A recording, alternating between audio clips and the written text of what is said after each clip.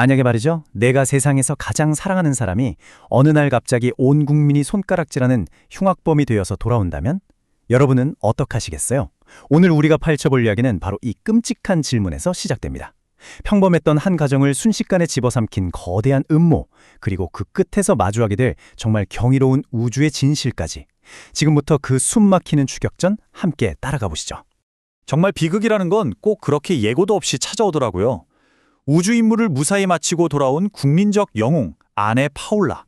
그런데 그녀가 집으로 오기 위해 탄 비행기가 대서양 한가운데서 그냥 사라져버립니다. 탑승객 118명 전원 사망. 하지만 남편 스웬에게 남겨진 건 감당 못할 슬픔만이 아니었어요.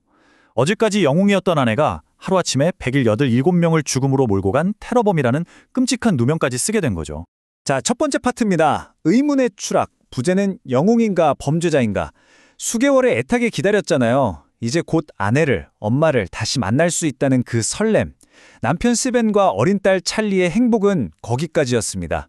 그 기대가 산산조각 나면서 끔찍한 악몽이 시작됩니다. 자, 사건이 어떻게 흘러갔는지 한번 보세요. 모든 건 파울라가 캡슐을 타고 지구에 착륙하던 그 순간 아주 잠깐 보였던 주저하는 모습에서 시작됩니다. 이게 전 세계로 생중계됐거든요. 이게 바로 모든 의심의 씨앗이 된 거죠. 그리고 얼마 뒤 그녀가 옮겼던 비행기는 추락하고요. 기다렸다는 듯이 당국은 파울라가 정신착란을 일으켜서 비행기를 일부러 추락시켰다는 충격적인 음성 기록을 공개합니다. 어제의 영웅이 오늘의 살인마가 되는 정말 믿을 수 없는 순간이었죠.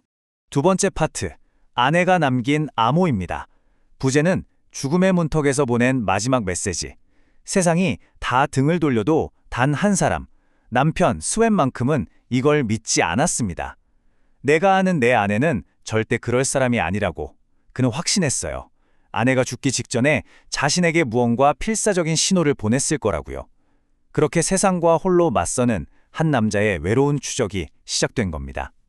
스벤은 아내의 마지막 음성과 교신 기록을 정말 집요하게 파고들어요. 그러다가 아주 이상한 점을 하나 발견하죠. 바로 결혼 기념일. 파울라가 뜬금없이 완전 다른 날짜를 말한 거예요. 처음에는 그냥 슬픔에 겨워서 실수했나 보다 했죠. 그런데 바로 그 순간 스벤의 머리에 번개처럼 스치는 생각이 있었던 겁니다. 아니다. 이건 실수가 아니야. 이건 암호다. 자신만이 알아들을 수 있게 누군가의 감시를 피해서 남긴 비밀 신호였던 거죠. 그 엉뚱한 날짜는요, 미래의 어느 날, 어느 장소에 무언가 나타날 거라는 걸 알려주는 정확한 시간과 좌표였습니다. 자, 세 번째 이야기, 우주에서 온 목소리입니다. 대체 그녀는 뭘 들었던 걸까요? 파울라가 목숨까지 걸면서 가족에게 이런 비밀스러운 암호를 남겨야만 했던 이유, 그건 바로 그녀가 국제우주정거장에서 인류의 역사를 통째로 바꿀 만한 엄청난 걸 발견했기 때문이었습니다. 여기서부터 진실과 망상의 정말 치열한 줄다리기가 시작됩니다. 한번 보세요. 파울라는 우주에서 안녕 하고 말하는 어린아이 같은 목소리를 듣습니다. 인류 최초로 외계 신호로 포착한 거죠. 그녀는 흥분했지만 같이 있던 동료 하디의 반응은 얼음장처럼 차가웠어요. 오히려 그녀의 과거 병력을 들먹이면서 그거 환각이야. 예전에 그랬던 것처럼 또 병이 도진 거라고 이렇게 몰아붙입니다. 진실을 덮으려는 아주 교묘한 가스라이팅이었던 겁니다. 네 번째, 거대한 음모의 실체입니다. 부제는 진실을 독점하려는 자들.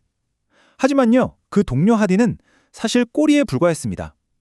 이 모든 걸 뒤에서 계획하고 파울라의 입을 막으려고 했던 건 인류의 운명을 자기 손아귀에 넣고 흔들려는 거대한 그림자였거든요. 그 배후의 정체는 바로 이 사람, 억만장자 자선가 베니시아 무디였습니다. 겉으로는 인류애를 외치고 평화를 사랑하는 척했지만 그 속은 인류 최초의 외계 접촉이라는 이 어마어마한 사건을 독점해서 세상을 지배하려는 시커먼 야욕으로 불타고 있었죠. 그녀는 하디를 협박해서 파울라를 감시하게 했고, 파울라가 진실을 세상에 알리려고 하자 무려 178명의 목숨을 빼앗는 비행기 격추까지 아무렇지 않게 저질렀던 겁니다. 다섯 번째 파트, 소름 돋는 반전입니다. 약속의 장소에 나타난 그것. 자, 이제 모든 진실을 알게 된 스벤과 딸 찰리는 도망자 신세가 됩니다. 아내가 남긴 마지막 희망, 그 좌표 하나만을 붙들고 필사적으로 달려가죠. 그런데 말이죠, 그 시각 세상은 완전히 다른 준비를 하고 있었어요. 전 세계의 군대가 총출동해서 곧 나타날 거라고 예상되는 미확인 비행 물체를 그냥 박살내버릴 만반의 태세를 갖추고 있었던 겁니다. 그리고 마침내 약속의 시간. 정말로 외계 존재가 도착하는 걸까요? 칠흑 같은 어두움을 뚫고 거대한 불덩이가 하늘에서 땅으로 곤두박질 칩니다. 인류의 운명을 건 카운트다운이 시작되는, 모두가 숨을 죽이는 바로 그 순간입니다. 굉음과 함께 똥이 울리고 자욱한 먼지가 거쳤을 때 스벤과 찰리 그리고 전 세계가 목격한 것은 외계인이 아니었습니다. 정말 그 누구도 상상하지 못했던 소름 돋는 진실이 거기서 모습을 드러내죠. 그 정체는 놀랍게도 보이저 1호였습니다. 네, 우리가 아는 바로 그 보이저호요. 아마 저희 세대분들은 다들 기억하실 거예요. 1977년 칼 세이건 같은 과학자들의 꿈을 싣고 언젠가 만날지 모를 우주의 이웃에게 우리는 여기에 있어요 라고 외치며 우주로 뛰어보냈던 인류의 유리병 편지. 바로 그 탐사선이 수십 년의 시간과 공간을 넘어서 기적처럼 우리에게 돌아온 겁니다. 여섯 번째, 인류에게 보낸 신호. 부제는 우주가 아닌 우리 자신에게서 온 메시지. 그랬습니다. 보이저 1호의 귀한. 이것은 파울라가 들었던 그 미스테리한 목소리의 정체를 알려주는 마지막 퍼즐 조각이었어요. 그러니까 그 신호는 외계에서 온 게 아니었던 거죠. 파울라가 들었던 그 맑고 순수한 목소리. 안녕? 그건 바로 이 보이저 1호에 실려있던 골든 레코드에 녹음된 한 아이의 인사말이었습니다. 지구라는 행성의 아이들로부터 안녕하세요. 그러니까 저 머나먼 우주 어딘가에서 누군가가 우리가 보낸 메시지를 듣고 그에 대한 응답으로 우리의 탐사선을 고스란히 되돌려 보낸 거예요. 이건 답장이자 우리 자신을 비추는 거울이었습니다. 바로 이 지점에서 이 이야기는 우리에게 정말 날카로운 질문을 던집니다. 이 표를 한번 보시죠. 과거에 우리는 미지의 존재를 향한 순수한 호기심과 희망을 담아서 평화의 메시지를 우주로 보냈습니다. 근데 지금의 우리는 어떻습니까? 우리가 보낸 그 메시지가 돌아오자마자 이게 뭔지 확인하기도 전에 두려움과 의심에 사로잡혀서 파괴하려고 들었잖아요. 우리가 희망을 보냈더니 폭력으로 답하려고 하는 셈이죠. 결국 이 이야기가 우리에게 묻고 싶은 건 바로 이것 아닐까요? 우리가 보낸 평화의 메시지가 돌아왔을 때 우리는 그것을 파괴할 것인가? 한때 밤하늘의 별을 보면서 우주를 꿈꿨던 그 순수했던 호기심은 다 어디로 갔을까요?